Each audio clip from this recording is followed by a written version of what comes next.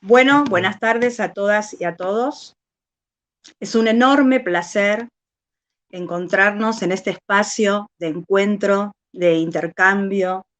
de reflexión. Mi nombre es Silvia Storino. Me desempeño actualmente como vicerrectora de la Universidad Nacional de José C. Paz. Agradezco profundamente a los organizadores de este encuentro haberme dado el honor de coordinar un panel de suma relevancia por la temática, por,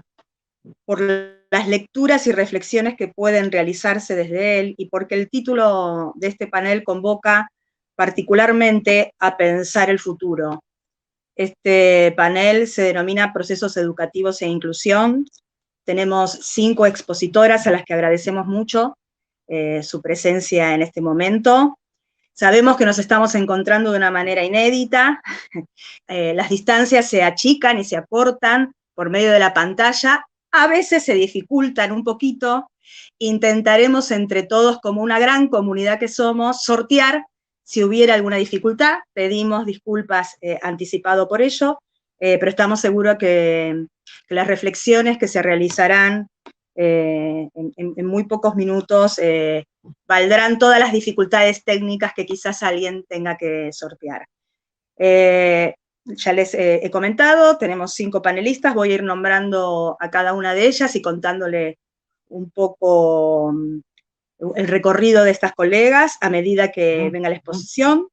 Les contamos un poco la dinámica, cada expositora tiene 10 minutos para realizar sus reflexiones, luego de eso retomaremos los comentarios, las preguntas, las inquietudes que nos hagan llegar por el chat. Tendremos un breve intercambio con respecto a esas preguntas y finalizaremos con alguna reflexión conjunta. Como el tiempo de verdad es corto y queremos respetar el pensamiento de cada expositora, vamos a dar lugar a la primera ponencia que realizará Gabriela Azar. Gabriela es magíster en políticas públicas, profesora y licenciada en educación, especialista en currículum e innovación. Es ex subsecretaria de Planeamiento e Innovación Educativa de la Ciudad Autónoma de Buenos Aires y actualmente es directora del Departamento de Educación de la Universidad Católica Argentina. Gabriela, gracias por participar. Te escuchamos. Bueno, muy buenas tardes. Muchísimas gracias, Silvia, por esta presentación. Es un gusto enorme para mí poder compartir este panel y, por supuesto, también ser parte de este congreso tan importante interuniversitario sobre la Laudato Si, este cuidado de nuestra casa común. Y les voy a pedir si me ayudan a compartir pantalla y vamos a ver entonces cuáles van a ser estos hilos conductores centrales de lo que les vengo a presentar en esta tarde de hoy, que tiene que ver concretamente con un modelo innovador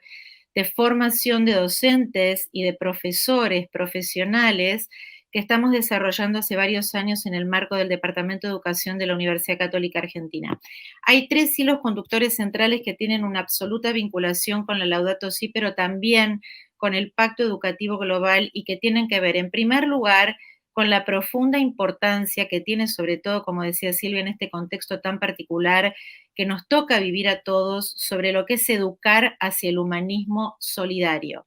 En segundo lugar, compartir este modelo acuñado con esta sigla AIE, que es aprendizaje inclusivo y efectivo, que de alguna manera también brinda un soporte pedagógico sustancial para poder hacer realidad este pacto educativo global del que tanto se está hablando en la actualidad y que es tan importante.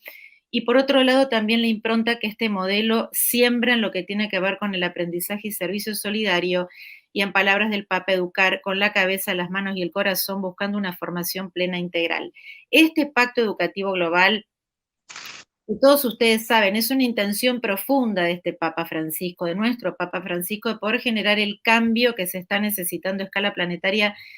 Fíjense lo que nos ha tocado vivir tristemente, una pandemia que hemos compartido con más de 260 países del mundo, con distinto tipo de impacto, pero que indefectiblemente esto ha traído aparejada la necesidad de tener que resignificar profundamente la educación. Digo, ¿qué es lo que vale realmente la pena enseñar? Y en este sentido hay como algunos ejes fundamentales que hay que tener en cuenta. En primer lugar,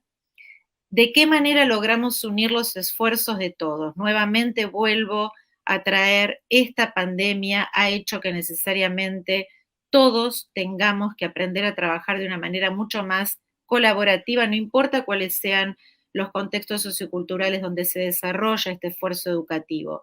para lo cual es necesario crear esta aldea de la educación, tener a la persona en el centro del acto educativo, hacer una profunda inversión de energías a favor de esto y por supuesto siempre al servicio de la comunidad. Miren, y les quiero compartir una profunda vinculación que hay entre este modelo de aprendizaje inclusivo y efectivo y la educación y espiritualidad ecológica. Dos puntos centrales que están en el capítulo 6 de la Laudato Si y que se las recomiendo, sobre todo para nosotros que estamos en el ámbito universitario. Una hace referencia, el punto 210, a que esta educación ambiental debería disponernos para dar un salto muy cualitativo hacia lo que tiene que ver con el misterio. Y de qué manera los educadores tenemos que tener la capacidad de poder replantear todos nuestros itinerarios pedagógicos para tratar de consolidar una ética ecológica mucho más comunitaria, mucho más compartida. Grandes esfuerzos que tenemos que hacer de una manera no particular al interior de cada universidad o de cada institución educativa, sino de una manera integral y colaborativa, porque son claramente problemas comunes, por eso se habla de conversión ecológica. Y en segundo lugar, la 216, proponer fundamentalmente a todas las iglesias líneas de espiritualidad ecológica que nos permitan básicamente poder cambiar los hábitos de vida y en esto, este enfoque de aprendizaje inclusivo y efectivo del cual les vengo a hablar en esta muy breve exposición, así que disculpen lo acotado de la profundidad en el abordaje de cada uno de estos temas, es que este modelo tiene 4 postulados centrales que tienen una profunda vinculación con los temas que desarrolla esta encíclica, pero también con esta inspiración profunda hacia este pacto educativo global. En primer lugar, una nueva educación humanista integral. Esta nueva educación humanista integral, que es la número 7, Daniel, discúlpame que no te lo dije,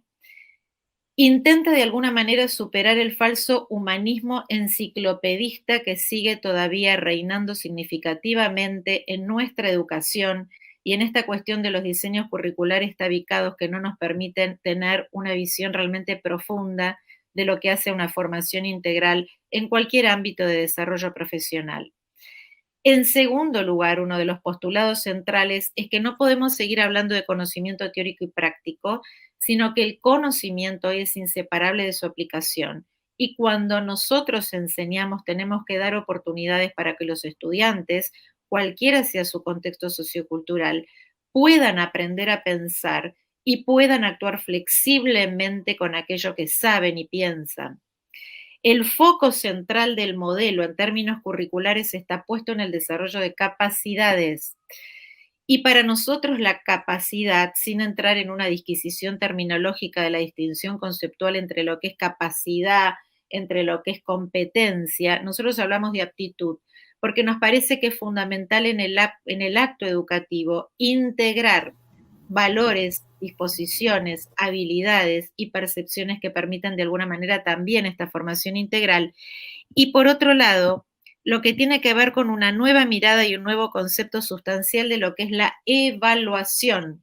en inglés assessment, que proviene a su vez del latín assidere, que significa sentarme al lado de, para guiarte, para orientarte, para ayudarte. O sea, partimos de una concepción profunda de lo que es la evaluación formativa. Una evaluación que no contempla tanto una calificación desde el punto de vista cuantitativo, sino que es una evaluación cualitativa que hace que realmente el destino de los estudiantes sea aprender, aunque modifiquemos los criterios en términos de los tiempos. Vamos a la octava, Daniel, por favor. Y esta es una síntesis que intenta integrar este sentido profundo que para nosotros tiene en este modelo de aprendizaje inclusivo y efectivo poder trabajar por aptitudes, en donde integramos el saber, datos, hechos, conceptos, principios, generalizaciones que forman habilidades cognitivas en los estudiantes, la capacidad del saber hacer, esto es, los procedimientos, estos cursos de acción que nos permiten con metodologías y técnicas ya sí específicas en el campo disciplinar del que se trate aplicar adecuadamente esos conceptos, por supuesto en un marco ético que permita una formación humana plena. Por eso, un diseño curricular que prioriza aptitudes implica dar oportunidades en el aprendizaje para que los estudiantes puedan saber hacer con ciencia, ahí hay un error, es ciencia y con conciencia. Vamos a la número 9. En esa número 9 se hace referencia fundamentalmente a 3 principios sustanciales que tiene la formación por aptitudes. Voy a tocar solo el último, así avanzamos. Los educadores son responsables de hacer del aprendizaje algo que pueda organizarse sistemáticamente y en forma colaborativa con otros referentes académicos que trabajamos en una misma carrera con un mismo grupo de estudiantes para organizar resultados de aprendizaje. Esto quiere decir, tenemos que tener en este modelo por aptitudes la capacidad, más que de hacer diseños de herramientas de evaluación, que por supuesto también hay que hacerlo, pensar cuáles son aquellos desempeños deseables que van a permitir que todos aprendan y bien. La número 10, hay algunas claves pedagógicas, no las voy a desarrollar todas por una cuestión de tiempo para dar lugar a mis colegas y después tener un espacio, si quieren, para poder profundizar en el diálogo antes de finalizar este panel.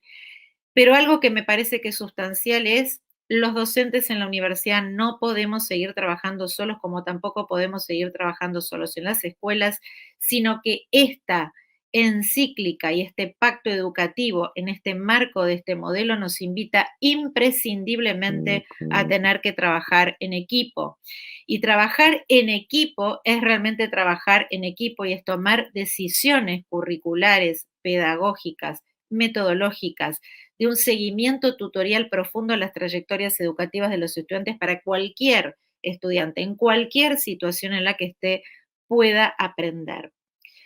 Otra clave sustancial tiene que ver con que hoy la pedagogía se basa en un pensamiento que es complejo y esta complejidad que hace que el conocimiento ya no sea más lineal, un poco parafraseando también a Edgar Morin en su teoría del pensamiento complejo, piensen la profundidad que tiene el hecho de tener que buscar comunes denominadores de campos disciplinares muchas veces heterogéneos que permitan que el estudiante pueda significativamente, por ejemplo, a través de estrategias como puede ser el aprendizaje basado en proyectos, generar otro tipo de dinámica que implique mayor cantidad de desempeños evidentes que demuestren que sabe lo que dice saber. Y esto es mucho más importante. En este modelo es más importante lo que soy capaz de saber hacer con lo que sé que lo que sé únicamente. En la próxima, Daniel, que es la número 11, este modelo, fíjense lo que nos ha pasado con la pandemia. De un día para el otro, con motivo de esta crisis sanitaria global, se han tenido que cerrar físicamente las instituciones educativas y tuvimos que trasladar un modelo educativo que fue pensado, sobre todo en la Argentina, casi en un 90% presencial, a un formato virtual, muchas veces sin contar con los recursos necesarios para poder hacerlo, muchas veces sin contar con la capacitación docente necesaria para poder generar en un entorno virtual lo que se requiere. Este modelo lo que prioriza también es que todos los espacios curriculares tengan un aula híbrida, de modo tal que hay opciones de trabajo que se harán en virtualidad y otras opciones que se tienen que trabajar imprescindiblemente en este contacto personal, que por suerte ya estamos en una modalidad mixta, que es la bimodalidad. Pero algo que es importante es que este aprendizaje nos permite, este modelo, generar actividad. Digo, es trabajar, desarrollar habilidades cognitivas, generar mucha interacción, por eso las propuestas de evaluación también hacen una promoción a través de rúbricas antes de tener la retroalimentación docente que pasa por un estadio muy importante de lo que es me aprendo a autoevaluar, coevalúo, me evalúo entre pares para poder después tener una óptima aplicación del saber y el desarrollo de todas las aptitudes que sean necesarias, por supuesto, en el uso hoy de herramientas digitales que si bien no es nuevo, sí empieza a tener un impacto mucho más fuerte, más sostenido, más significativo, si se quiere, que nos obliga a todos, nos guste más o menos, a tener que empezar a interactuar en otro entorno que por supuesto requiere también una nueva interacción en esta aldea global, porque estamos todos intercomunicados si contamos con los recursos disponibles, por supuesto, y con la conectividad. En la otra diapositiva, que es la número... Gabriela, por favor, tendríamos que ir cerrando, sí, disculpa, Vamos a la última, que es la 14, y digo entonces que es la educación un proceso clave para promover a las personas integralmente. Y como dice nuestro Papa Francisco, cierro diciendo que educar es una gran obra de construcción en constante transformación. Sin lugar a duda, uno de los retos más importantes y más significativos que enfrentamos hoy como humanidad. Muchas gracias y disculpen si corrí mucho. Gracias. No, gracias a vos, Gabriela, y la verdad que disculpas porque la exigencia de síntesis a la que ponemos a los panelistas es, la verdad, muy alta, es una vara muy alta. Pero muy bien, gracias, de verdad, gracias. Bueno, ahora vamos a escuchar la ponencia de María Eugenia González Cuidet. María Eugenia es abogada especialista en Derecho Penal y Ciencias Penales de la Universidad de El Salvador, profesora universitaria graduada de la Universidad de El Salvador, cursa la maestría en magistratura de la Facultad de Derecho de la Universidad de Buenos Aires, doctorando en Ciencias Penales de la Universidad de El Salvador, cursa actualmente el doctorado en Estudios Globales en modalidad binacional, Facultad de Ciencias Sociales de la Universidad de El Salvador, Argentina, y la Universidad de Humboldt de Berlín, Alemania. Es representante de la Universidad de El Salvador ante el Observatorio del Derecho a la Alimentación en América Latina y el Caribe, y es directora del Seminario del Derecho Humano a la Alimentación Adecuada. María Eugenia, te escuchamos.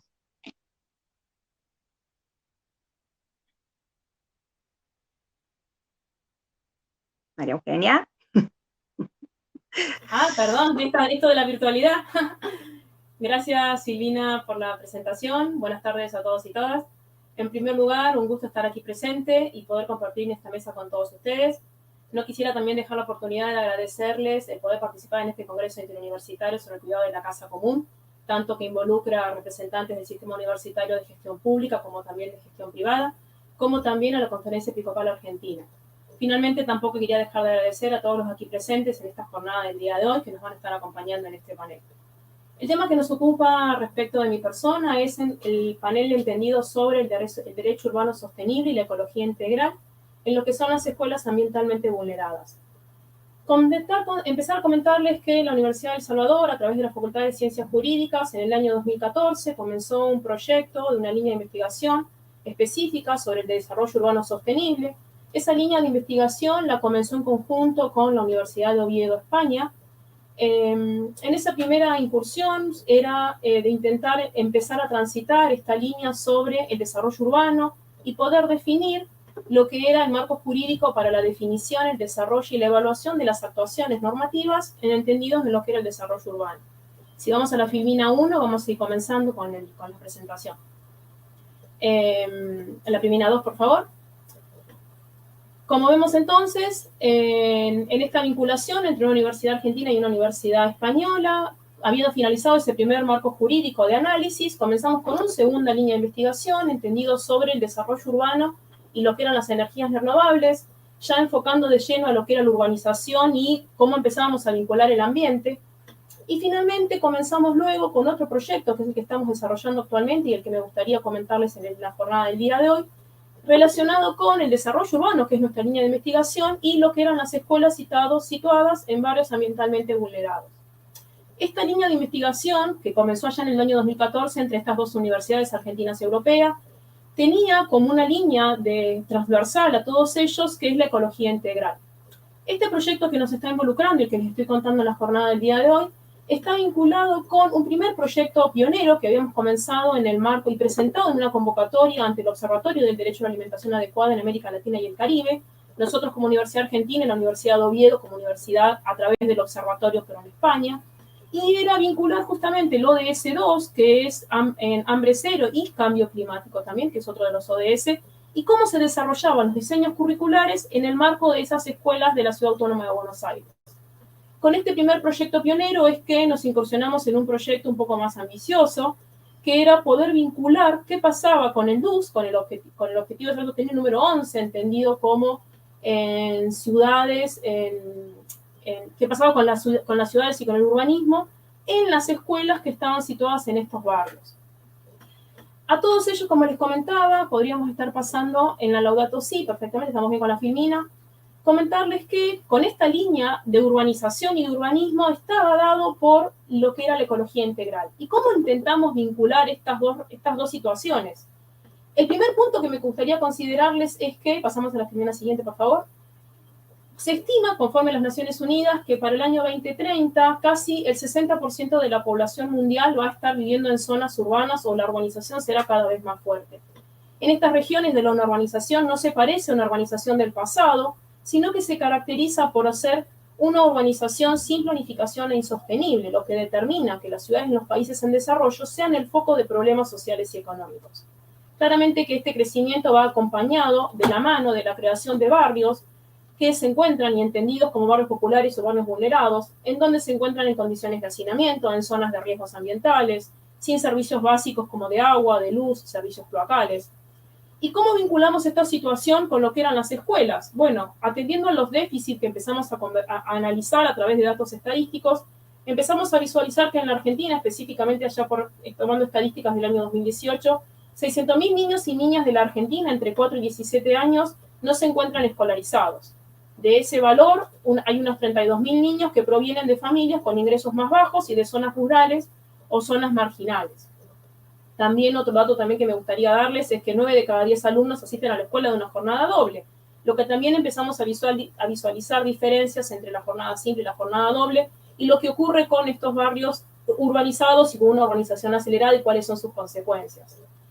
Esto entonces nos llevó a pensar que una gestión urbana que no se limite al diseño y a la construcción de edificios o infraestructura, lo que nosotros podríamos pensar en un concepto de urbanización, sino que ponga su foco en los derechos y los servicios públicos esenciales para los ciudadanos. Tomamos el concepto del informe Brundtland de allá de 1987, que define justamente al desarrollo sostenible como aquel modelo de desarrollo que satisface las necesidades presentes sin comprometer las capacidades de las generaciones futuras de satisfacer justamente las propias. Este desarrollo urbano sostenible, que es el que estamos tomando en el proyecto, tiene un triple enfoque, tanto social, económico, ambiental.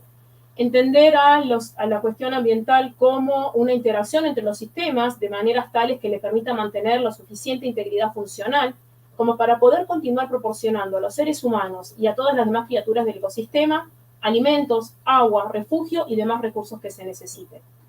Entonces, preguntarles cuál sería, de dónde viene esta relación que nosotros estamos transitando en el proyecto entre el desarrollo urbano y la ciudad. ¿Qué motivos llevan a esta sostenibilidad y cómo se vincula esto con la educación? Esto pensar que una gran parte de los problemas ambientales justamente tienen el problema y el origen en las ciudades y en los entornos industriales, que son los grandes demandantes justamente de estos recursos naturales y energéticos. Como un tercer punto, que son las poblaciones en donde más se agrupan y de ellos surgen problemas socioeconómicos como el hambre, la alimentación, una economía sumergida a la marginización. Tomando el concepto de ecología, que imagino ya todos conocen, entendido como las relaciones de los seres vivos entre sí con el medio en el que habitan, pasamos si querés a la próxima filmina de ecología, por favor. Pasamos entonces a una anterior. Al siguiente, a entender a la ecología como una ecología ya no social, no solamente una ecología en el sentido de interacción de los seres vivos, sino una ecología social con un alcance más global y local, que comienza a diseñarse lentamente a partir de la declaración del Día de la Tierra. Luego de esta ecología social, empezamos a ver ya entonces una ecología humana. Esta ecología humana que comienza en el 89 allá en Río de Janeiro, por Brasil, en donde vimos en una época en donde el porcentaje importante de la población habita en un ambiente construido y social, que es justamente la ciudad, y con ellos nuevos y problemas urgentes. Justamente América Latina se caracteriza por tener este tipo de ciudades y este tipo de urbanizaciones y actualmente en una mayor aceleración de crecimiento descompaginado con el ambiente, descompaginado con la ecología. Así entonces, no es solamente la idea de una ecología humana, una ecología social, sino también empezar a hablar como una ecología que va de la mano de aquellas palabras que decía Benedicto XVI, empezar a pensar esta ecología con estos enfoques humanos. Justamente Benedicto XVI planteaba que la ecología del hombre era también porque el hombre posee una naturaleza que él debe respetar y que no puede manipular a su antojo. A través de la Laudato Si empezamos a visualizar que todos estos conceptos empiezan a confluir en lo que entendemos una ecología integral, una visión ecológica completa que no puede mirarse solo desde un determinado aspecto, sino que poner atención a todo el conjunto. A partir del capítulo 4 de la encíclica Laudato Si empezamos a visualizar un concepto de esta ecología integral entendida como aquella que incorpora claramente las dimensiones humanas y sociales. Así entonces, en palabras del Papa Francisco, entender que no hay dos crisis separadas, una ambiental y otra social, sino que es una sola y compleja crisis socioambiental. Las líneas para la solución requieren de una aproximación integral para combatir la pobreza, para devolver la dignidad a los excluidos y simultáneamente para cuidar la naturaleza. Entender entonces el desarrollo urbano sostenible a la luz de la necesidad de una mirada transversal, como justamente lo da la ecología integral. Si visualizamos las cuestiones de los barrios populares, entendidos como aquellos que se dan con determinadas características, o en donde existen 8 familias contiguas, yo lo puse aquí arriba a la derecha, 8 familias contiguas que tienen escasos recursos para poder acceder a la propiedad de la tierra y tienen también 2 o menos servicios básicos de agua, de cloaca, de electricidad, de sanidad. Tomamos un análisis en el proyecto de todos los barrios populares que existían en el ámbito de la Ciudad Autónoma de Buenos Aires, en las 15 comunas. Eso nos dio un total de 468 escuelas primarias públicas dentro de todo un universo que también existe en la Ciudad Autónoma de Buenos Aires, que son los barrios populares, que tenemos un número de 136. Analizando ese escenario, visualizamos que de estos 136 barrios populares, 14 escuelas públicas primarias se encuentran dentro de los barrios populares. Así vemos entonces que atendiendo a lo que planteaba el desarrollo urbano sostenible dentro del diseño curricular, no se presenta entonces una responsabilidad por parte de la escuela de cómo implementar ese diseño curricular. Visualizamos entonces promover la reflexión sobre los conceptos de medio ambiente y desarrollo sostenible para que los alumnos, los estudiantes, debatan sus implicancias en la cuestión ambiental y se aproximen a la complejidad que caracteriza la toma de decisiones en el marco de esta problemática. Justamente buscarlos e integrarlos en un ambiente donde no le es propicio para ello. La actual pandemia, en palabras del Papa Francisco, ha sacado a la luz de forma aún más contundente el clamor de la naturaleza y el de los pobres, que son los que más sufren las consecuencias. Justamente en el año 2015, la propuesta, seguimos con la filmina, Daniel, por favor. Sí, ya vamos terminando. En el año 2015 puso en esta encíclica el intento especialmente en entrar en diálogo con todos acerca de nuestra casa común. El desafío urgente de proteger nuestra casa incluye la preocupación de unir a toda la familia humana en la búsqueda de un desarrollo sostenible e integral, pues sabemos que las cosas pueden cambiar. Y así entonces hoy nos encontramos con el gran desafío de todos juntos trabajando en pos de lograr un mundo mejor, una casa que sea común a todos.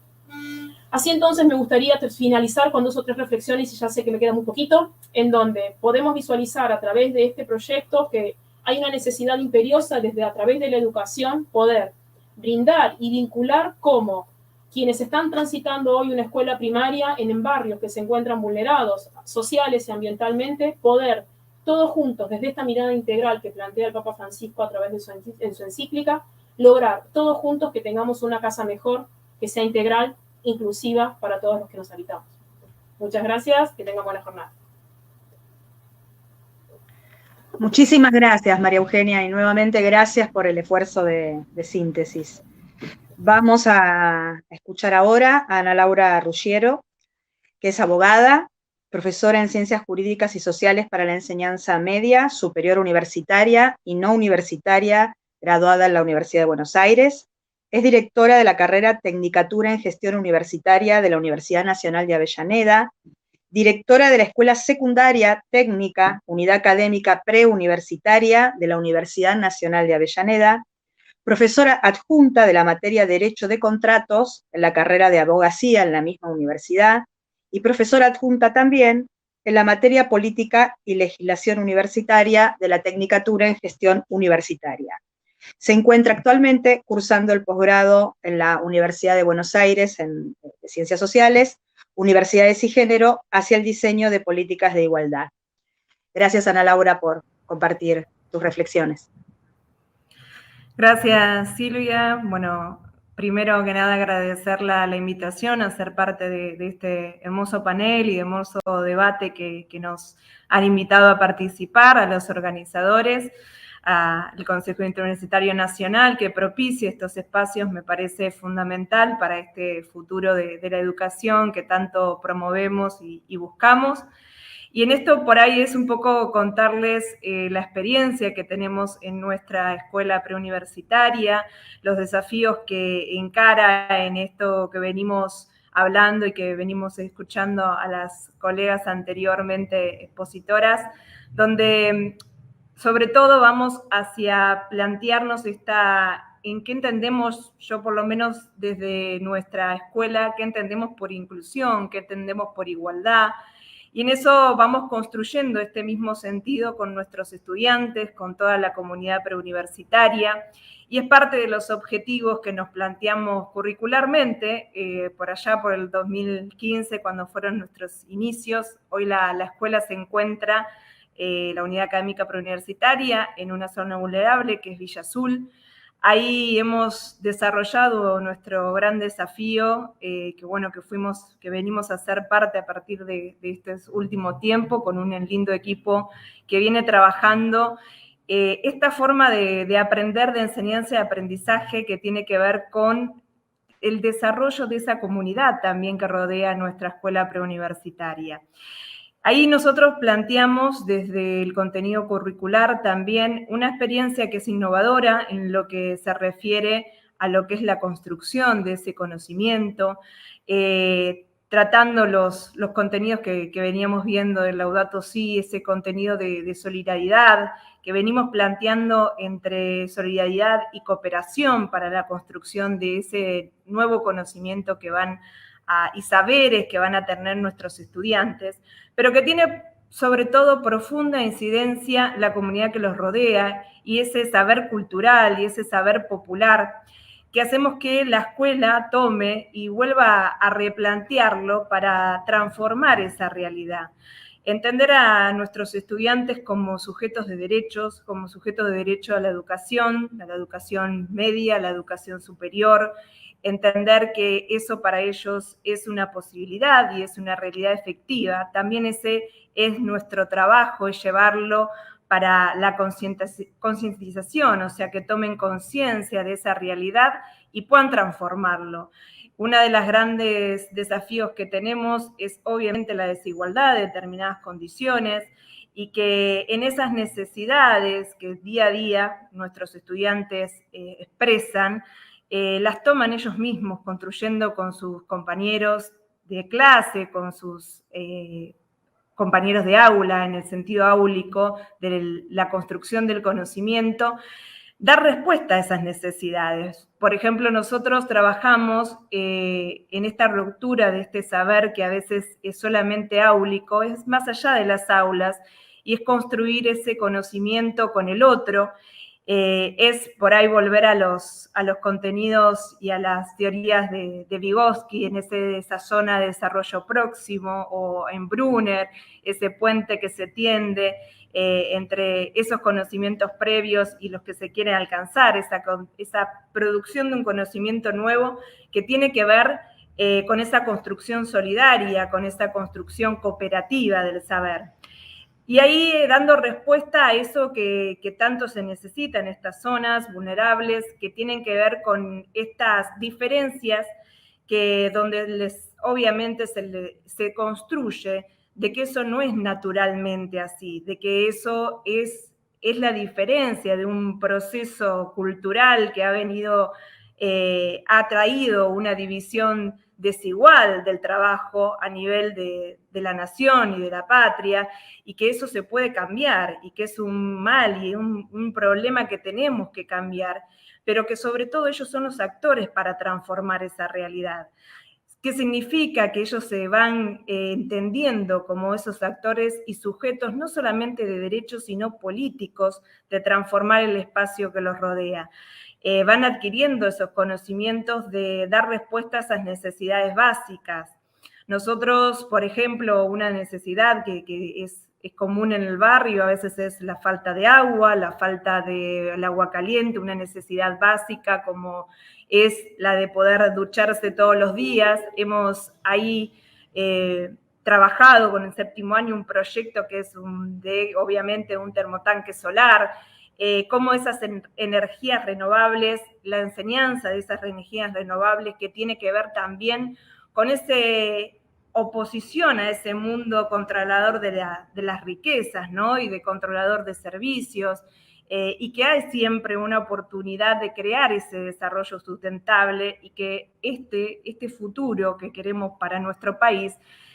la primera discusión que se tiene que dar es en la escuela media, es en la enseñanza media para transformar y para ir a esa realidad. Y eso también está muy en nuestros contenidos, muy embarcado en lo que es la construcción de cómo se construye prolongado y a su vez consecutivamente entre un ciclo inicial y un ciclo superior, que va abordando diferentes áreas del conocimiento, que tiene que ver mucho con el arte, con la cultura popular, como lo decía antes, con ese territorio, con la identidad, porque creo que esa identidad es lo que lo lleva a producir también ese plus en el conocimiento futuro, en ese producto del conocimiento que se hace de manera colectiva y solidaria y cooperativa. Y en eso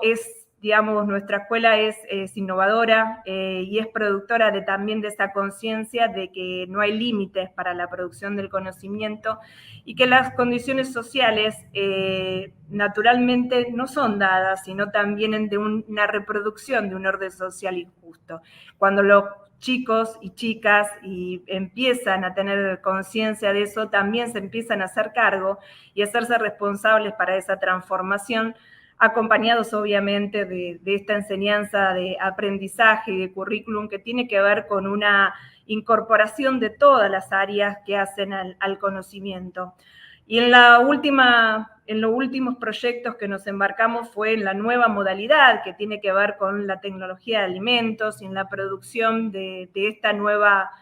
especialidad técnica, que obviamente se basa también en el aprender haciendo, y ese aprender haciendo también de la conciencia de las desigualdades que nos rodean, y entender de qué manera se puede volver a producir un orden diferente de las cosas. Esto también tiene que ver cómo se trata la tierra, ese respeto por la tierra, esa necesidad de producir un orden diferente que no tiene que ver con un modelo agroexportador o una reproducción de divisas, sino que tiene que ver con un modelo que tiene esa potestad de saber y de conocer y de tener los conocimientos para la producción sustentable de la tierra y de todo lo que nos da, por ejemplo, a través de un diferente sistema de riego o a través de un sistema diferente de pastoreo. Bueno, así los chicos van aprendiendo en ese hacer cotidiano y en esta también de construcción de lo que es el conocimiento que a veces se da por dado y que se entiende como que se tiene que transmitir de una sola manera, y entender que esa construcción es colectiva, que es con el otro, que es con el docente, que es con los otros estudiantes y sobre todo con la comunidad que rodea, porque lo que tienen que hacer es transformarla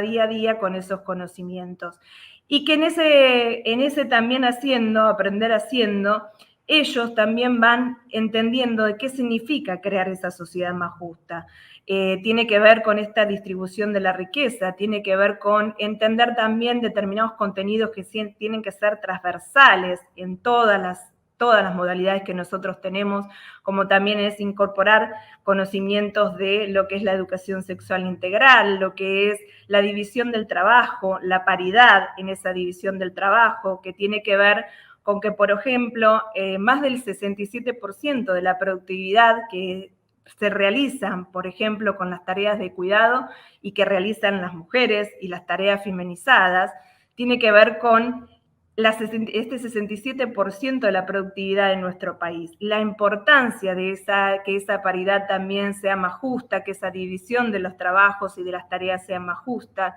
tiene que ver con esa también sociedad que queremos más justa a futuro. Estos aprendizajes siempre entendiendo de forma continua en una forma espiral y consciente de ir avanzando sobre proyectos, no solamente sobre la gradualidad, sino llevarlo a proyectos reales. En cada uno de los años nuestros estudiantes van proponiendo y avanzando sobre proyectos que tienen que ver con esto de proponer en la vida diaria una solución a determinados problemas. Y así llegar en ese trayecto escolar a tener también ese derecho, no solamente a sentirse parte o ser parte de este sujeto de educación, sino también sujeto del trabajo, y comprometerse también a que esa división futura del trabajo, a lo que hoy los pone por ahí en un lugar de pobreza, ellos sean los actores para producir esa riqueza y entiendan que tienen todas las herramientas, todo lo que la educación, obviamente, en esos años ha proyectado en ellos, que es esta cuestión de construir y que tiene que ver con una inclusión, pero no una inclusión de alguien que se entiende excluido por estar en una zona vulnerable, sino por una inclusión que viene dada, digamos, una exclusión que viene dada por esa división errónea del trabajo, y que ellos tienen todas las herramientas para poder superar ese tipo de división y empezar un proyecto también de sociedad más justa, de una sociedad más solidaria, de compartir con el otro y de generar y de transformar esa realidad que tienen todos los días, porque tienen todas las herramientas y no tienen ninguna menos capacidad o menos inteligencia para poder abordar esos aprendizajes. La escuela es ese sentido de pertenencia. Nosotros hemos pasado la pandemia, pero también hablamos de esa pandemia, más allá de la pandemia COVID, de esa pandemia silenciosa del hambre. Creo que la soberanía alimentaria viene a ponerla en discusión y a decir esto que por ahí entendemos, y hay estadísticas que dicen, ¿no?, también que más de los chicos de menores de 18 años, más de la mitad del país de estos chicos, hoy los tenemos con situación de hambre y pobreza. Entonces, entender cuáles son los desafíos que tenemos a futuro como educadores, como propiciadores de estos espacios educativos, de entender otros procesos de enseñanza-aprendizaje que hagan que estas, digamos, diferencias que no son naturales, sino que vienen de un proceso cultural, de una división del trabajo, obviamente que concentra las riquezas y que reproduce determinados modelos económicos, poder tener todas las posibilidades de producir un nuevo modelo productivo y que tenga que ver con esta solidaridad y con esta conciencia también de pensar en el otro siempre. Entonces, esta es, digamos, nuestra experiencia, es disruptiva, es innovadora, se ha largado un determinado proceso institucional con otras escuelas preuniversitarias. Bueno, acá veo a la colega Débora Schneider, que también compartimos estas nuevas experiencias en la educación media y que queremos que garanticen una educación superior también. Y es esta cuestión de ver todos los días en la realidad y que los chicos sean estos actores y sujetos de derecho que entiendan que este aprender haciendo nos va a servir y nos va a acompañar en un saber que ellos adquieren para transformar esa realidad, porque entienden que ellos sí transforman lo que aprendieron con ese conocimiento que nosotros construimos en conjunto, no que le dimos, construimos en conjunto todos los días. Muchas gracias. Muchas gracias, Ana Laura. Tal como decías, vamos a escuchar ahora a Débora, que es de una escuela hermana, podríamos decir hasta hermana en territorio, ¿no? Débora Schneider es pedagoga, dirige la escuela secundaria de Educación Técnica de la Universidad Nacional de Quilmes, es docente investigadora en la Universidad Nacional de Quilmes y en la Facultad de Ciencias Exactas y Naturales de la Universidad de Buenos Aires, donde trabaja problemáticas vinculadas a la educación secundaria, la didáctica, las juventudes y la tecnología. Bienvenida, Débora.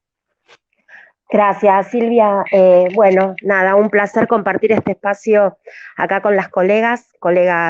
vinculadas con la educación, y un agradecimiento por la invitación a la universidad y a la escuela en particular. Voy sin PowerPoint y voy a hacer algo que hacía una profesora que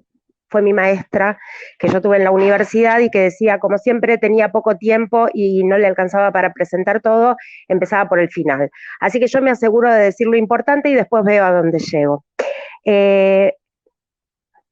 Voy a contar un poco un ejemplo de una política pública que se propone revertir una problemática que aún hoy sigue siendo una de las fundamentales para entender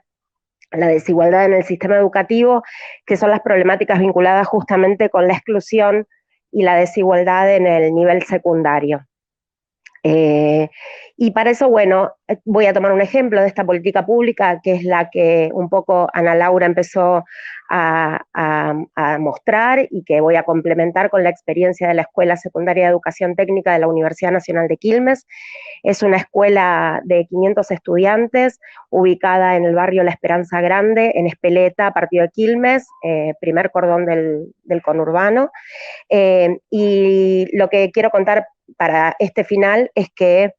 es una escuela que nació en el 2014 con 500 estudiantes hasta este momento, que en el 2020 tuvo sus primeros egresades en pandemia, egresades de las modalidades de técnicas de tecnología de los alimentos y programación, y algo que tendría que ser lo habitual, pero que lamentablemente es la excepción, pero vamos por el camino de que sea la regularidad, es que de los 500 estudiantes a lo largo de los 7 años tenemos un 99% de retención. Esto es, solamente unos pocos estudiantes no han podido continuar su escolaridad durante estos 7 años. Así que dicho esto, que era como lo importante y lo fundamental, un poquito volver atrás para el momento de presentar o de contar algunas de las problemáticas que están en la base de pensar políticas de inclusión educativa como la de nuestra escuela. Lo primero para señalar es que nosotros tenemos una ley de educación nacional del 2006 que fija como obligatoria la educación secundaria. Recién en el 2006 la educación secundaria se hace obligatoria, con lo cual el Estado se obliga a sí mismo a garantizar y asegurar el derecho a los jóvenes al ingreso, la permanencia, el aprendizaje y el egreso del nivel secundario, y se obliga también el Estado a sí mismo a revertir una gramática de exclusión que regula la estructuración de un nivel que nació y se consolidó a partir de premisas como el mérito y la capacidad individual que lógicamente determinaron la construcción de unos formatos escolares que basados en prácticas excluyentes y prácticas selectivas, por ejemplo, el ingreso a través de exámenes, por ejemplo, la idea de que los estudiantes que no lograban aprender todo lo que la escuela les ofrecía debían repetir años enteros, ¿no? Y la famosa repitencia que se sostiene hasta el día de hoy, lógicamente, y también prácticas de enseñanza muy desvinculadas de lo que son las prácticas culturales, tecnológicas, afectivas de los y las jóvenes. Se conformaron formatos que garantizaron estas prácticas y el resultado, lógicamente, terminó siendo una fuerte desigualdad, porque esta exclusión estaba, si uno observa las estadísticas, no todos los estudiantes son excluidos por igual, son lógicamente más excluidos quienes pertenecen a los sectores populares, porque la exclusión es lo que muestra es la desigualdad social, justamente, y un fenómeno que es el de las trayectorias torcidas o trayectorias irregulares, jóvenes que, digamos, la escuela esperaba que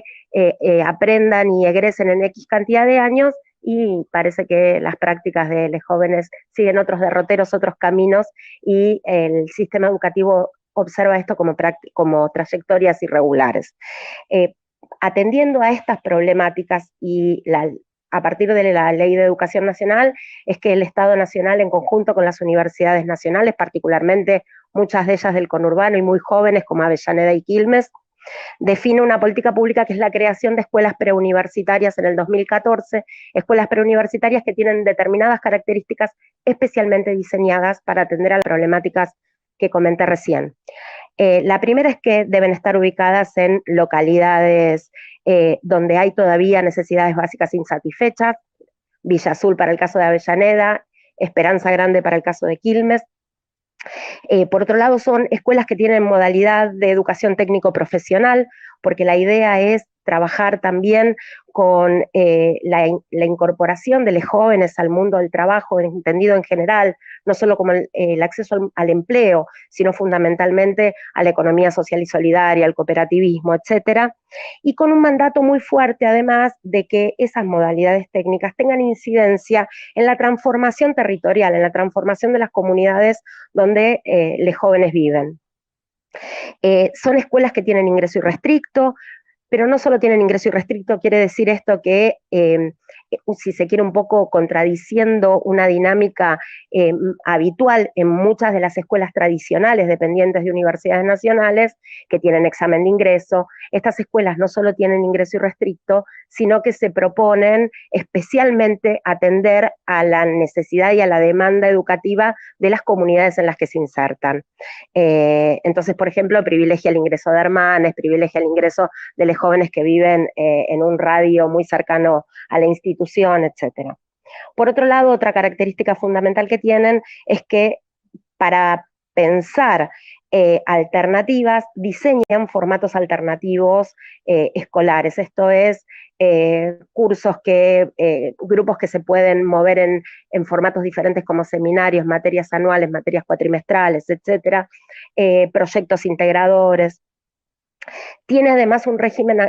diseñan unos regímenes académicos especiales que justamente garantizan el derecho al aprendizaje, a la educación y al egreso, y entre otras cosas reconocen las trayectorias extraescolares, por ejemplo, de actividades que los jóvenes realizan en otras instituciones, no solamente en la escuela secundaria, y también trayectorias no completas o trayectorias inacabadas a lo largo del propio sistema educativo. Por otro lado, son regímenes que promueven la no repitencia, esto es, dispone justamente dispositivos específicos para que los estudiantes que no hayan logrado el suficiente aprendizaje de algunos de los espacios curriculares dispuestos, tengan nuevas oportunidades de aprendizaje sin tener que volver a hacer el año completo y por lo tanto asegurar que los jóvenes cumplan su trayectoria en un plazo razonable dentro de sus vidas adolescentes. Por otro lado, genera, gestiona, diseña, gracias al conocimiento justamente producido por la investigación en las universidades públicas, genera planes de estudio que trabajan justamente lo que se sabe que son los problemas habituales de la educación secundaria y, por ejemplo, diseña planes de estudio que contienen menos materias por año, entonces reducen la agenda y la diversidad de obligaciones que los estudiantes requieren, tienen más horas escolares durante el día, hay igualdad, por ejemplo, entre disciplinas, entonces hay tantas horas de matemática como de educación artística, por ejemplo, y además se promueve la organización arial en proyectos integrados. Otro aspecto fundamental es que no solo atiende a las trayectorias académicas, no solo se preocupa por los aprendizajes, si se quiere, curriculares, sino que además atiende a las trayectorias vitales, sociales, afectivas e identitarias de los alumnos, básicamente a través de la oportunidad que brinda la conformación que estas escuelas tienen de equipos socioeducativos. Hay equipos socioeducativos específicos que piensan además en el acompañamiento integral no solo de los estudiantes, sino de los estudiantes en su territorio, con sus familias, con sus organizaciones, etc. Por otro lado, y acá retomo lo que también dijo otra colega, Gabriela, al inicio, son propuestas de enseñanza que no privilegian el contenido academicista o el contenido agregado, si se quiere, y privilegian, por otro lado, la comprensión, el saber hacer, el uso activo del conocimiento.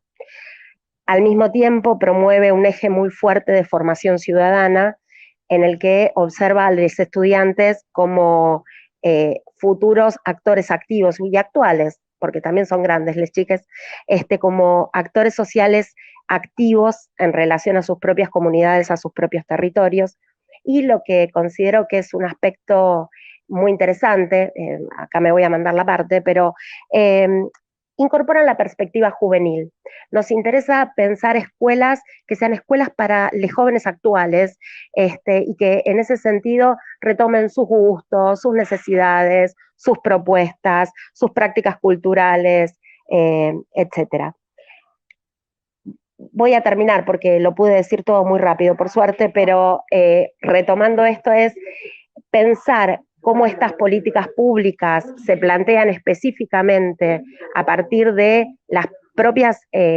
investigaciones que hace la universidad y el conocimiento también acumulado por, en este caso, el Ministerio de Educación de la Nación, que en el 2014 nos invitó a participar y que entienden que es posible pensar en nuevas escuelas que irradien nuevas perspectivas y que irradien conocimiento para los territorios, para las otras escuelas, para pensar nuevas oportunidades y construir un sistema educativo y un nivel secundario igual, inclusivo, y en donde estén todas las alternativas y las identidades incluidas. Bueno, muchas gracias. Bueno, muchas gracias, Débora, porque no llegamos a ponerte el cartelito. Así que un aplauso por la capacidad de síntesis, un aplauso por la capacidad de síntesis. Y gracias y disculpas nuevamente a todas, disculpas a todas porque la verdad que las reflexiones son muy sustantivas y el tiempo a veces es un poco tirano, pero además va en contra de la posibilidad de la reflexión y la profundidad, pero creo que hay como un interesante coro, digamos, ¿no? Producido, y quien escucha puede ir hilvanando y tramando algunas lecturas y algunas preguntas. Bueno, nos vamos acercando a la final de las exposiciones. Vamos a compartir ahora la ponencia de la profesora Laura Pittman. Laura es subsecretaria de Asuntos Académicos en la Universidad Nacional de José C. Paz desde diciembre del 2019. Es docente del Instituto Lenguas Vivas Juan Ramón Fernández. Fue directora general de Desarrollo Curricular también desde 2016 en la Universidad Nacional de José C. Paz. Desempeñó diferentes cargos en el Ministerio de Educación de la Nación entre 1995 y 2015. Fue docente en las universidades nacionales de Luján, La Matanza y Buenos Aires. Gracias, Laura, te escuchamos. Bueno, buenas noches a todas, a todos. Un placer compartir la mesa con las colegas. Y también en mi caso quisiera agradecer a los organizadores del encuentro por la invitación, tanto al CIN, a la Secretaría del CEPRES, y a todas las personas que trabajaron para que este encuentro se produzca, además de Silvina, que trabajó mucho de nuestra universidad, y Silvia, que modera la mesa. Nosotros queríamos aprovechar este rato, me voy a fijar que son las 20:34, más que venir a traer la experiencia del ciclo de inicio universitario, que es lo que vamos a comentar, quisimos aprovechar la invitación para compartir la reflexión sobre esa experiencia a la luz de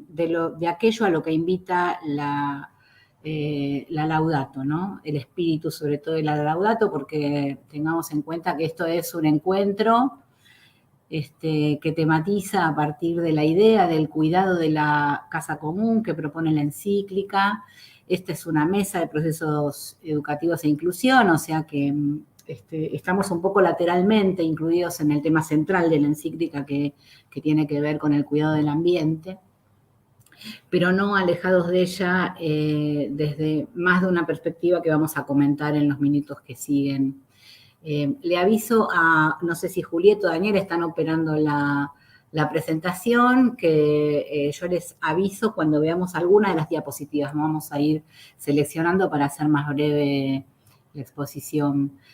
En principio, la propia idea del encuentro y que proviene de la encíclica del cuidado de la casa común nos lleva a pensar a nosotros, a nuestra universidad, ubicada en el tercer cordón de la provincia de Buenos Aires, en la ciudad de José C. Paz, como una casa común, por supuesto. Es una universidad, la de José C. Paz, creada por una ley de 2009, en ese sentido bastante cercana a la experiencia de la UNDAB, de Ana Laura, que comenzó a funcionar por allá por el 2014. Podríamos empezar a ver las diapositivas de la 1 a la 4 en este segmento. Pasando a la 2,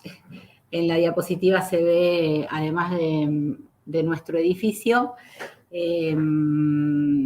digamos, está señalado alguna de las características de nuestro territorio, del territorio a donde la universidad se asienta, que está a 35 kilómetros de la ciudad de Buenos Aires. No tenemos un dato actualizado de población, pero más o menos hay 265.000 habitantes según el censo del 2010, con bastante paridad entre varones y mujeres, condición que no se refleja hoy en la universidad, ahora lo vamos a ver. Es una universidad del Bicentenario, como decíamos, con algún tramo fundacional que culmina en 2015, cuando se normaliza la universidad y se realiza la primera asamblea universitaria. Vamos a sortear un poco, saltear la diapositiva 3 que muestra la estructura de carreras, pero es una estructura de carreras propia de una universidad joven. Nosotros tenemos en este momento 18 carreras. Y en la que estamos viendo, ahí está esa especie de mosaico en la 2. Como ven, es un número limitado comparado con las universidades grandes, pero en la diapositiva 3 que estamos viendo en este momento en pantalla, puede verse bastante claramente el crecimiento de la universidad en términos de la cifra de sus ingresantes. No sé si se alcanza a ver, pero en 2018 ingresaron a la universidad 4.405 estudiantes, mientras que en este último año esos 4.000 ya fueron 13.149 estudiantes. Esto nos marca un crecimiento muy rápido, que tiene que ver también con el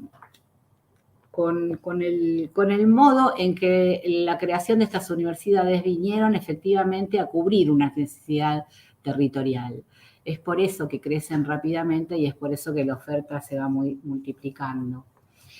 En ese sentido, elegimos la experiencia del CIU para presentar esta noche en el marco de este encuentro, porque de alguna manera el CIU, que es la sigla con la que cotidianamente nos referimos a nuestro ciclo de inicio universitario, es la puerta de entrada a esa casa común que es nuestra universidad, y es una experiencia además que transitan todos y todas las estudiantes por igual, porque tiene una estructura común para todos. No se diferencia por carrera, de manera que es la experiencia, digamos, fundacional que los une a todos en un mismo punto de inicio. El ciclo está, en principio, es un ciclo que dura un cuatrimestre, y cuando uno mira el conjunto de los esquemas de ingreso a las universidades, está en un punto medio, digamos, entre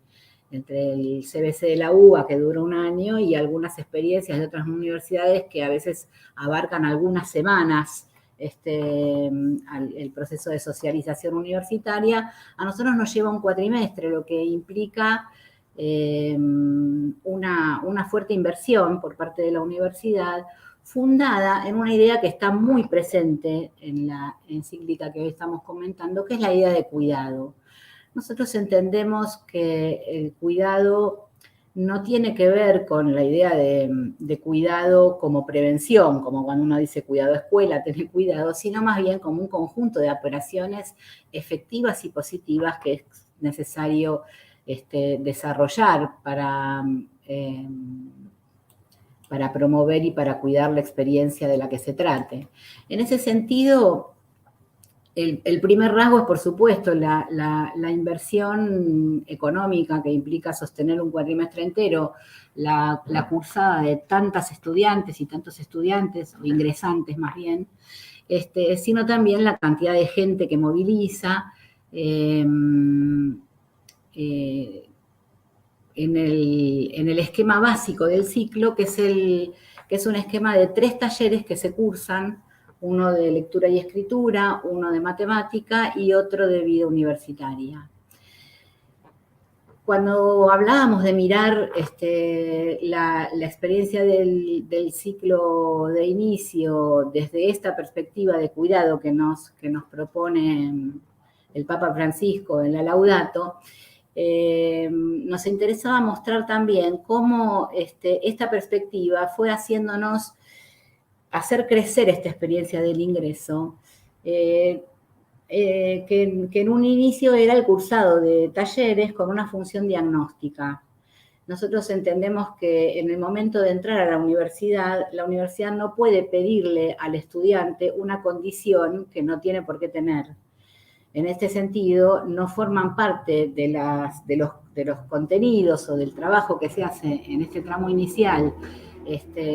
contenidos de las carreras, sino que simplemente se trata de actualizar, de convocar, de volver a traer y volver a hacer presente al estudiante que está empezando una carrera los contenidos que estuvo viendo en la escuela secundaria, con excepción, por supuesto, del taller de vida universitaria, que sí implica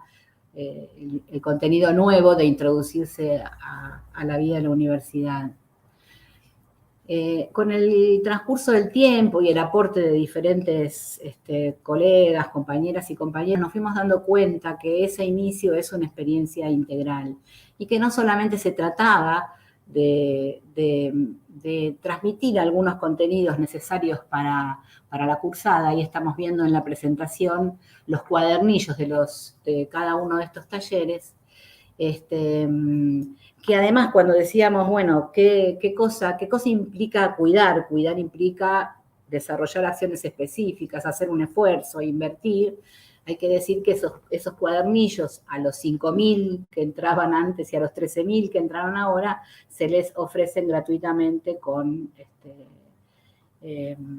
se sostienen con fondos genuinos de la universidad, aportados por el Estado, y se ofrecen gratuitamente a todos los que quieren ingresar a nuestra universidad. Como les decía, esa experiencia se fue agrandando y enriqueciendo con el tiempo a medida que íbamos viendo necesidades y tratando de pensar de qué manera las cubríamos. Y esta idea de que la entrada en la universidad es abrirse a la experiencia universitaria, que no es solamente entrar a cursar unas materias, sino habilitar otra vida académica,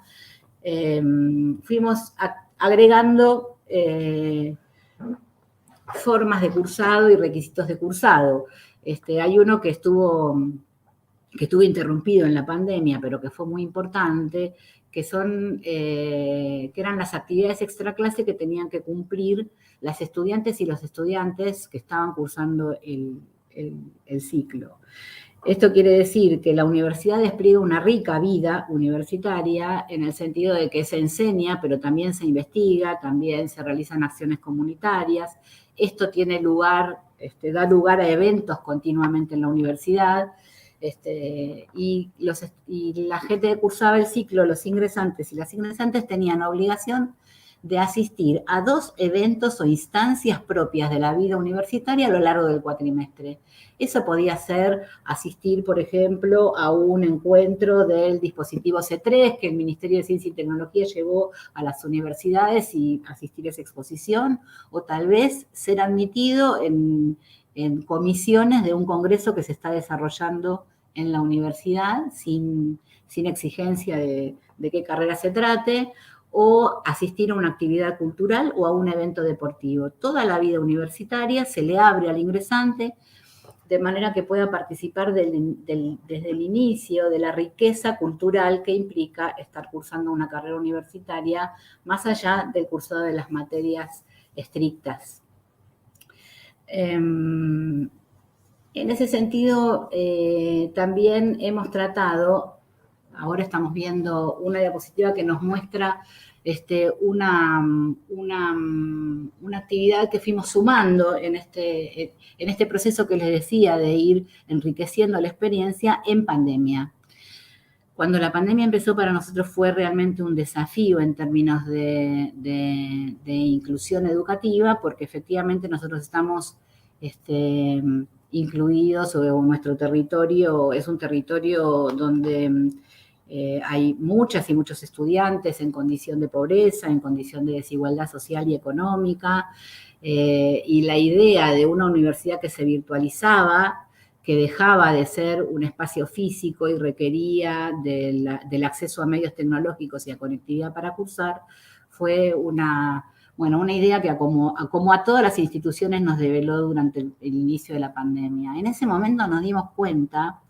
que los dispositivos que nosotros teníamos para cuidar la trayectoria de las estudiantes y de los estudiantes no era suficiente. ¿Por qué no era suficiente? Porque teníamos desplegado, además del ciclo,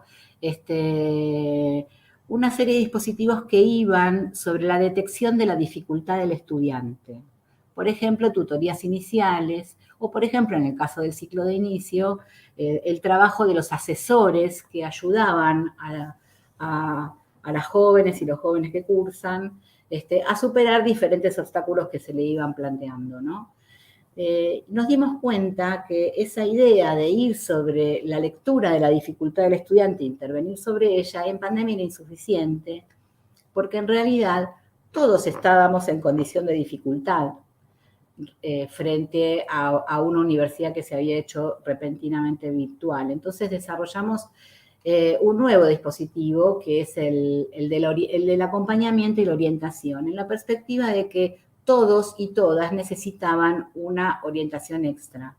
En principio porque la experiencia de cursada era una experiencia que había quedado muy fragmentada, la información estaba en diferentes lugares, entonces para nosotros fue una acción de acompañamiento, juntar todo en un aula virtual, juntar toda la información que necesitaba un estudiante, todas las herramientas que necesitaban los estudiantes en un aula que se llamaba Acompañamiento y Orientación,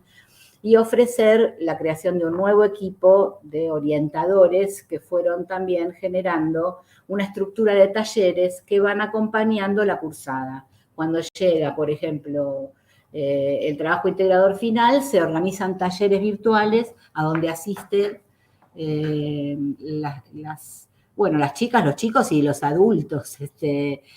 las personas adultas que también cursan porque tenemos una población heterogénea. Me dicen acá un minuto. Esta idea entonces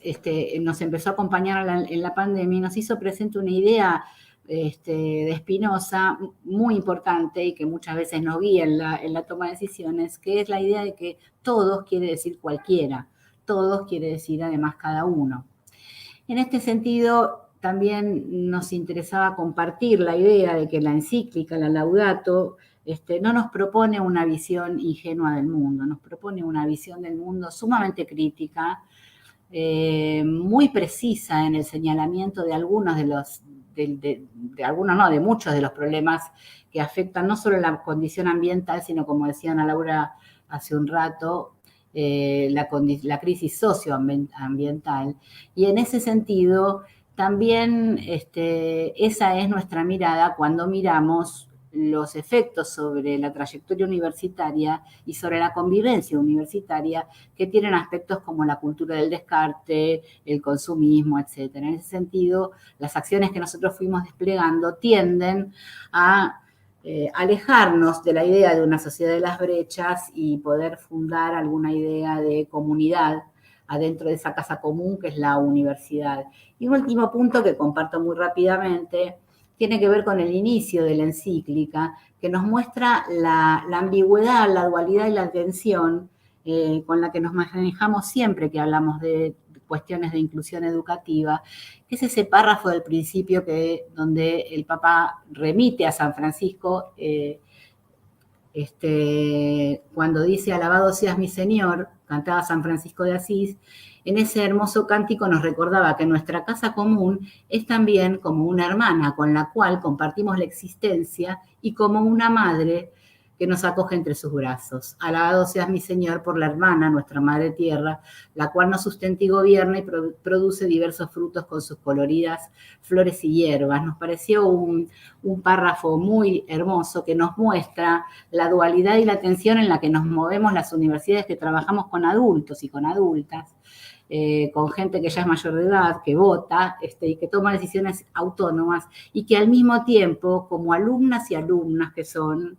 porque esa es la condición estudiantil, tenemos que sostener una relación asimétrica de protección y de cuidado para que puedan habitar esa casa común que es la universidad y hacer mejores cuando se gradúen la casa común que nos reúne a todos. Bueno, muchas gracias. Gracias, Laura, y nuevamente muchísimas gracias al conjunto de colegas. Veo ahí en el chat que Silvina nos dice que hay muchos saludos, muchas felicitaciones, y mientras van llegando, vemos ahí que se van presentando colegas en el chat. Hemos aprendido en este año y medio de dinámica a mirar los cuadritos, a mirar los portarretratos que somos, en los que nos hemos convertido un poquito, a leer el chat, a compartir, pero la verdad es que creo que obstinadamente lo logramos, ¿no? Así que son 3 minutos de conclusión, siempre muy injustas las conclusiones, porque ha sido muy rico el panel, hay muchas ideas que seguramente cada participante podrá seguir conversando, ¿no? Con sí mismo y con los colegas en la universidad. Hemos sido parte de un panel de las universidades, ¿no? De las universidades que piensan en función de un texto, no de cualquier texto, pero como cualquier texto, es leído profundamente, es interpretado y tiene profundos efectos. El texto del Papa Francisco no es cualquier texto, ¿no? No es cualquier texto, no es un texto condescendiente, decía Laura, no oculta, no atenúa, no disfraza una gran preocupación epocal, y la educación, tal como lo han demostrado todas nuestras colegas, Gabriela haciendo una aproximación desde la universidad, pensando una propuesta pedagógica, un modelo inclusivo y efectivo. Ella nos daba los rasgos con los cuales desde su universidad se piensa una propuesta pedagógica que ella decía supere el enciclopedismo, ¿no? Supere cierta transmisión unidireccional y permita un desarrollo pleno, integral, un abordaje de un pensamiento complejo. María Eugenia nos hablaba de una universidad que comparte con otra universidad europea la preocupación por producir conocimiento concreto de problemas sociales concretos, como es, ¿no? Investigar en barrios vulnerados, bajo la preocupación del desarrollo humano sustentable y sostenible, ver cómo en esos barrios, tomando a la ciudad, ¿no? Como un foco, y dentro de la ciudad esos barrios, y dentro de esos barrios a las escuelas que se encuentran ahí, qué sucede allí. Muestra una universidad con preguntas, con unas preguntas que se vinculan, ¿no? Con un contexto. Tanto las compañeras, las 2 directoras, tanto Débora como Ana Laura, casi como si uno pudiera cambiar el foco, ¿no? Desde la mirada de la universidad que llega al barrio y de la escuela, ellas desde la escuela, siendo una universidad que asume el desafío de generar una escuela en función de una política pública que lo permite, produce un saber y unas reflexiones que tratan de, no solo de interrogarse, pero también de interrogarse cómo es la construcción de conocimiento en condiciones de desigualdad, y cuáles son las formas organizacionales y curriculares que permitirían no hacer solo una descripción de un orden injusto, sino de pensar notas pedagógicas que, bueno, que discutan, que tensionen y que produzcan para la escuela, pero también para la pedagogía, ¿no? Para la agenda pedagógica, nuevas respuestas para hacer frente, dirían las 2, a este gran desafío de garantizar los derechos educativos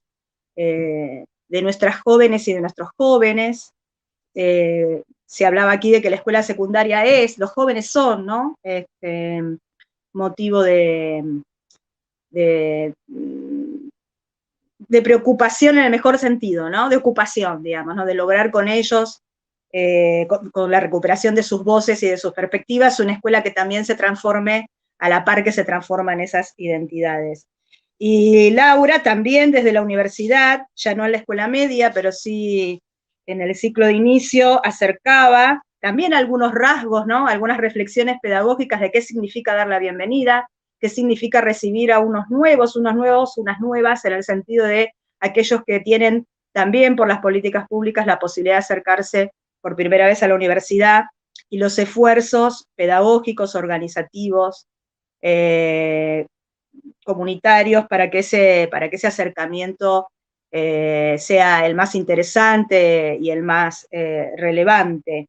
Laura, voy a tomar esta idea de la casa común para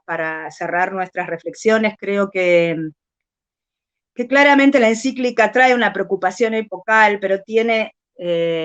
una gran lucidez en hablar de lo común, no solo de hablar de la casa, sino de hablar de lo común, porque en épocas en donde la humanidad enfrenta quizás de la manera más dramática la necesidad de restituir mundos compartidos, porque también vemos los riesgos de no compartir los mundos, creo que la idea de lo común es una idea muy potente, sobre todo para la educación, que efectivamente permite generar mundos comunes desde ese respeto a las singularidades, a las trayectorias, a esas perspectivas que hoy han estado aquí, porque han sido perspectivas complementarias, pero que, tal como decía en el inicio, creo que es posible encontrar en lo que las colegas nos han ofrecido preocupaciones comunes, ¿sí?, que bien haríamos entre todos de alentar y de seguir potenciando en nuevos encuentros, en nuevos espacios de intercambio. Estoy tratando de ver si tenemos alguna pregunta, pero veo que siguen la lluvia de felicitaciones. Creo que si no hubiera, Silvina, a ver, esperen que ahí me llega. A ver. Muy bien, es una pena, pero debemos ir cerrando. Entonces vamos a ir cerrando. Nuevamente los agradecimientos a ustedes, a todas las panelistas, pero también un agradecimiento muy particular a los organizadores, a la paciencia que nos han tenido en los minutos iniciales para poder coordinar las exposiciones, a Silvina también aquí presente, y bueno, sigamos haciendo de este mundo un mundo más fraterno, ¿sí?, que la humanidad necesita de un mundo más fraterno y más justo. Muchas gracias a todos, hasta la próxima.